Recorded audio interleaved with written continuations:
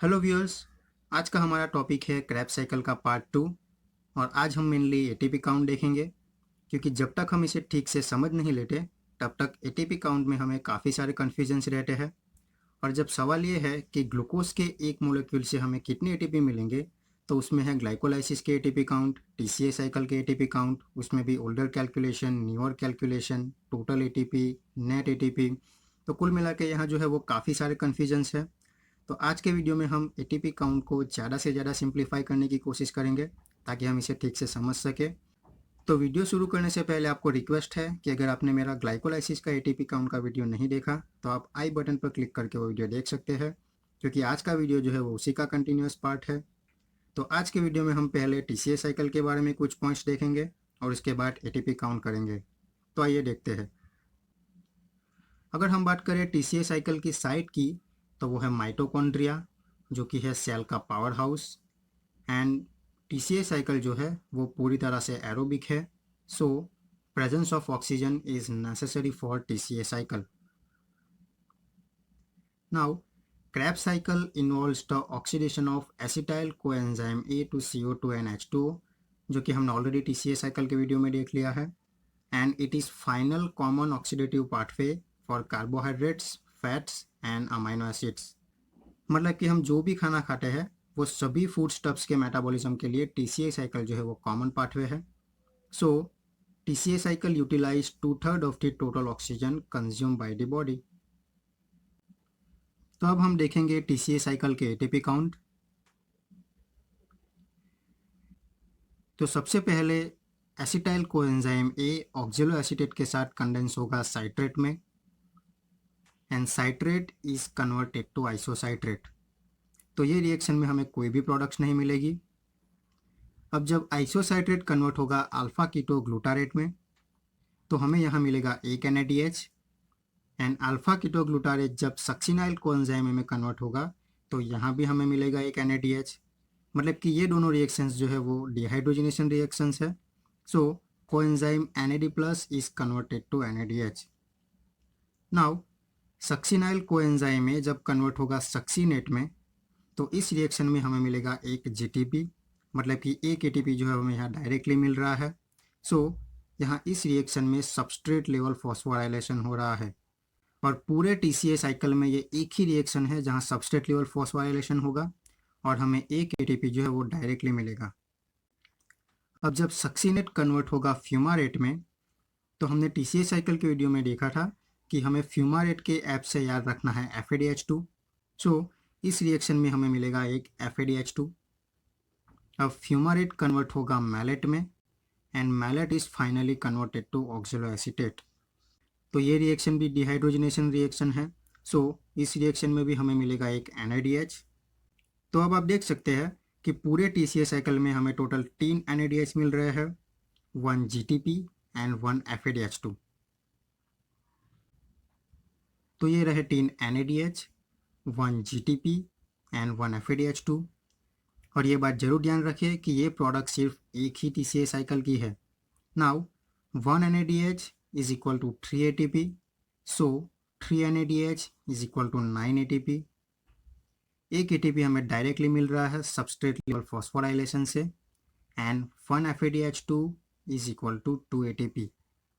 सो हमें यहाँ मिल रहा है टोटल 12 ATP। और आप देख सकते हैं कि यहाँ कोई भी ATP यूटिलाइज नहीं हो रहा है जो कि ग्लाइकोलाइसिस में हो रहा था। और अगर हम बात करें सिर्फ टीसीए साइकिल की, तो टीसीए साइकिल में सिर्फ ATP प्रोड्यूस हो रहा है, यहाँ कोई भी ATP यूटिलाइज नहीं हो रहा। तो अब देखते हैं न्यूअर कैलकुलेशन के हिसाब से। तो न्यूअर कैलकुलेशन के हिसाब से 1 NADH से प्रोड्यूस होंगे 2.5 ATP, एंड 1 FADH2 से हमें मिलेंगे 1.5 ATP। 1 NADH is equal to 2.5 ATP, so 3 NADH is equal to 7.5 ATP. 1 ATP is produced by substrate level phosphorylation, and 1 FADH2 is equal to 1.5 ATP, so total 10 ATP. तो हमें यहाँ एक TCA cycle से old calculation के हिसाब से मिलेंगे 12 ATP, and newer calculation के हिसाब से मिलेंगे 10 ATP। और हमें पता है कि ग्लूकोज के एक मोलेक्यूल से TCA साइकिल जो है वो 2 बार होगा। सो ये जो ATP है वो डबल हो जाएंगे। ओल्ड कैलकुलेशन के हिसाब से हमें मिलेंगे 24 ATP और न्यूअर कैलकुलेशन के हिसाब से हमें मिलेंगे 20 ATP।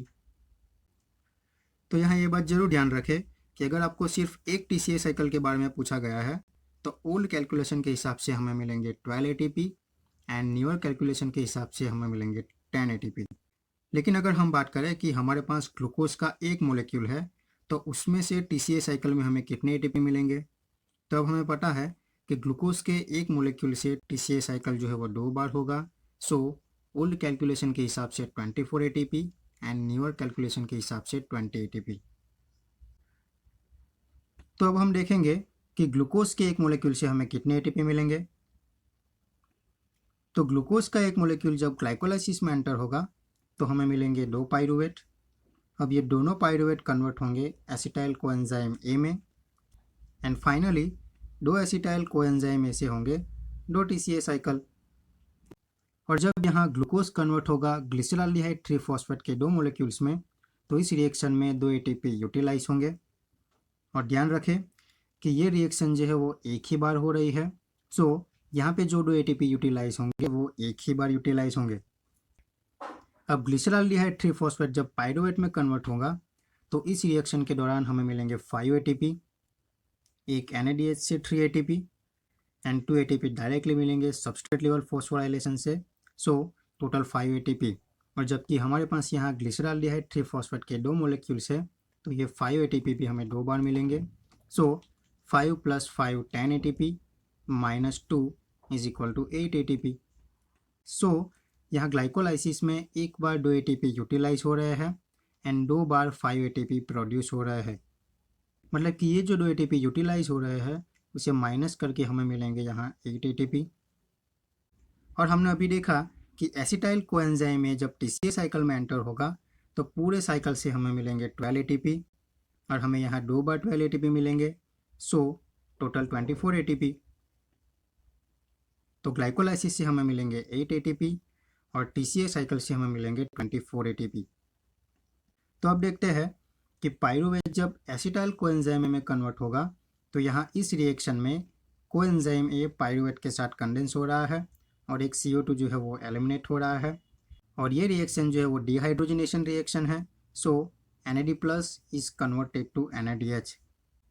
तो इस रिएक्शन से हमें यहाँ मिल रहा है एक NADH and as we know 1 NADH is equal to 3 ATP। So pyruvate जब एसिटाइल कोएंजाइम में कन्वर्ट होगा तो इस रिएक्शन में हमें मिलेंगे 3 ATP। और यहाँ पाइरूवेट 2 बार एसिटाइल कोएंजाइम में कन्वर्ट हो रहा है। सो हमें यहाँ मिलेंगे 2 बार 3 ATP, टोटल 6 ATP। तो यहाँ ग्लाइकोलाइसिस के है 10 - 2 is equal to 8 ATP। Pyruvate जब 2 बार एसिटाइल कोएंजाइम में कन्वर्ट होगा तो 6 ATP and finally 2 TCA cycle से 24 ATP। तो ये रहे ग्लाइकोलाइसिस के 8 ATP।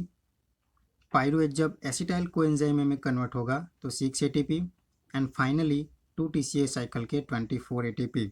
So total 38 ATP।